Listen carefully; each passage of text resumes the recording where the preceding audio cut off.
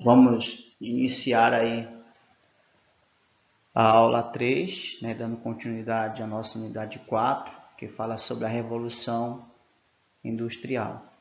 Beleza? Então, qualquer dúvida, estou aí no privado à disposição de vocês. Então, boa aula, meus nobres alunos queridos. Então, como é que os operários se organizavam, né? Então, a vida dos trabalhadores no início da industrialização, ela era bem dura, não é muito diferente de hoje, né?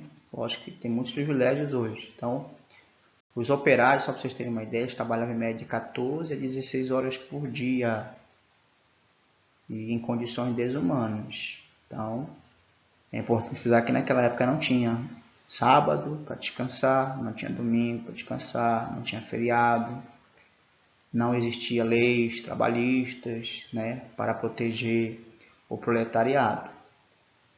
E nesse período, como que a população operária, ou seja, como é que os trabalhadores eles reagiam diante de uma situação? Será que eles eram tranquilos, passivos em relação a essa forma de exploração do trabalho? Não, né? Havia insatisfação e questionamentos a respeito dessa exploração. E aí o que aconteceu no início do século XVIII, os antigos tecelões, que passaram a trabalhar como assalariados pela primeira vez, eles organizaram-se em pequenos grupos com o objetivo de lutar contra os proprietários das fábricas e, de acordo com eles, beneficiavam-se explorando a mão de obra dos trabalhadores, né? Isso é fato, né? Então, quanto maior a carga horária de trabalho, mais produção, mais produtos, né? E menos salário, ou seja, menor salário para os trabalhadores. Então, em 1824, o parlamento inglês ele permitiu que as primeiras associações operárias pudessem funcionar e lutar por melhores condições de trabalho.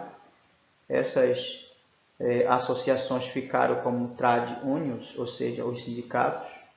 Foram organizadas muitas greves nas fábricas de toda a Inglaterra, principalmente nas indústrias têxtil e siderúrgica.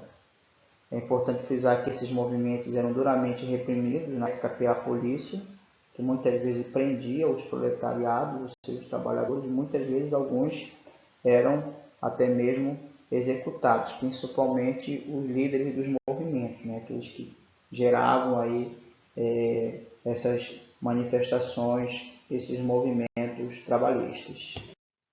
E como consequência dessas manifestações, desses movimentos trabalhistas, surgiram os sindicatos. Então, o que são os sindicatos? Os sindicatos são associações de trabalhadores de todos os setores da sociedade. A função dos sindicatos é orientar os trabalhadores sobre os seus direitos e deveres, garantir que a legislação seja cumprida e defender os sindicatos ou sindicalizados, né, em todas as situações que não estejam de acordo com a legislação. Então, a maioria dos sindicatos é responsável por criar acordos de ajuste entre a conduta do profissional e os salários e direitos trabalhistas a serem pagos. Então, por exemplo, no Brasil, a partir de novembro de 2017, os acordos sindicais passaram a valer mais que a própria legislação federal, né? Por causa das mudanças que ocorreram aí na CLT. Crianças no mundo do trabalho. Então, durante a Revolução Industrial, a mão de obra infantil foi amplamente utilizada. Inicialmente, apenas as crianças abandonadas em orfanatos eram entregues aos burgueses capitalistas para trabalhar nas fábricas ou nas minas de carvão como aprendizes. Só que mesmo trabalhando como aprendizes, essa mão de obra escrava ela era muito explorada. Muitas vezes a criança ela chegava a trabalhar igual um adulto, né, em média de 14 a 16 horas por dia. Então a maior parte da população passava por muita dificuldade, né? E aí o que acontecia? As crianças de famílias pobres elas eram obrigadas a trabalhar para ajudar no sustento, né, e no orçamento de casa. Então, o turno de trabalho de uma criança, só para vocês terem uma ideia, começava às 5 horas da manhã e muitas vezes até às 19 horas. Então, em média, cada criança trabalhava pelo menos 14 horas por dia. Então, naquela época, acidente de trabalho era comum, principalmente para as crianças, e problemas graves de saúde, por conta das condições desumanas que essas crianças elas eram submetidas. Então, isso era muito frequente, era muito comum no processo da Revolução Industrial. Na verdade, até alguns anos atrás, né, a gravidade do trabalho infantil, não só no Brasil, mas a nível mundial, e isso acontece muito ainda nos países africanos, nos países asiáticos, né, era bem comum. Então, com o passar dos anos, graças a Deus, por conta da fiscalização, das punições, isso vem diminuindo gradativamente. Então, isso é um ponto positivo. Acabar, né, com a exploração do trabalho infantil. Legislação e lutas operárias. Então, nós temos aí na Inglaterra do século XIX, homens, mulheres e crianças eram submetidos a situações de exploração absurdas. Então, apesar das péssimas condições, essa era uma maneira de uma pessoa garantir seu sustento, né? Ninguém vai se submeter a uma condição desumana de trabalho, independentemente se for mulher ou criança, se não estiver precisando.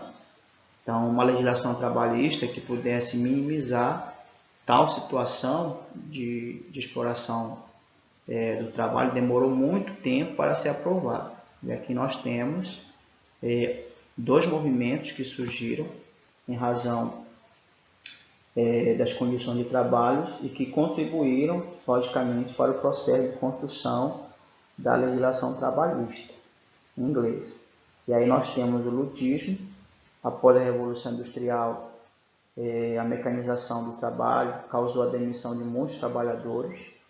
Esses trabalhadores, é óbvio, né, passaram a ser substituídos por máquinas.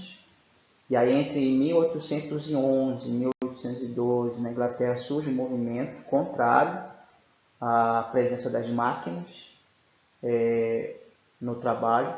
Esse movimento ficou conhecido como ludismo, como vocês podem observar aí. O ludismo, o nome deriva de seu fundador, Ned Ludd. Ele teria sido o primeiro inglês a quebrar as máquinas de seu patrão, em resposta à sua insatisfação com a precariedade e as péssimas condições de trabalho, né?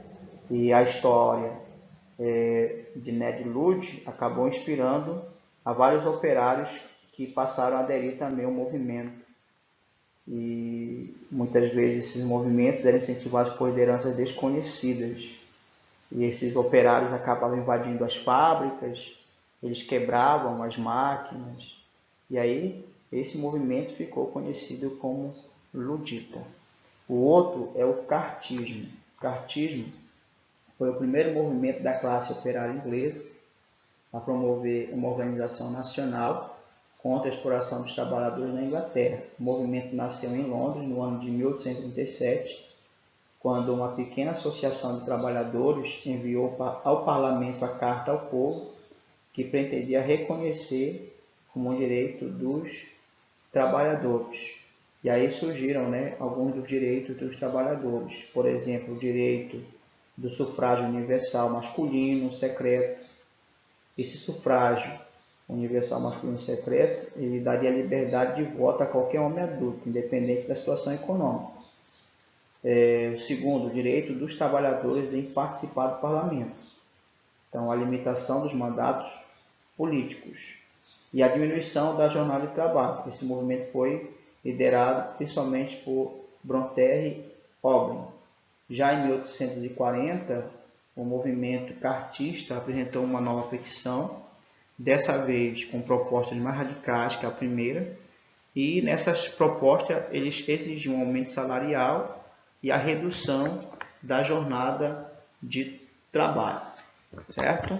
Então, aqui nós encerramos a nossa unidade 4.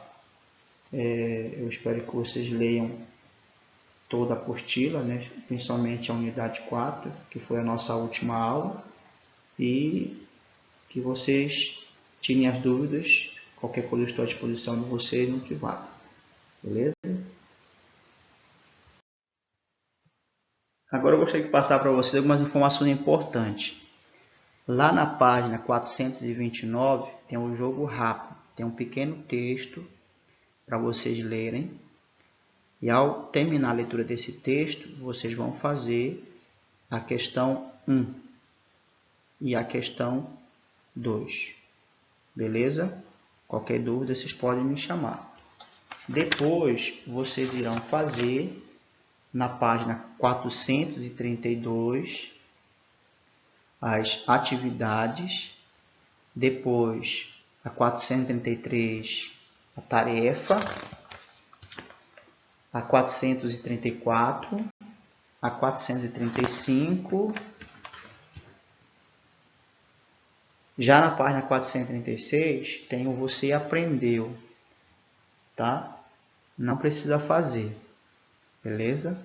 A gente vai fazer em algum momento e após vocês realizarem essas atividades, vocês podem mandar para mim a correção delas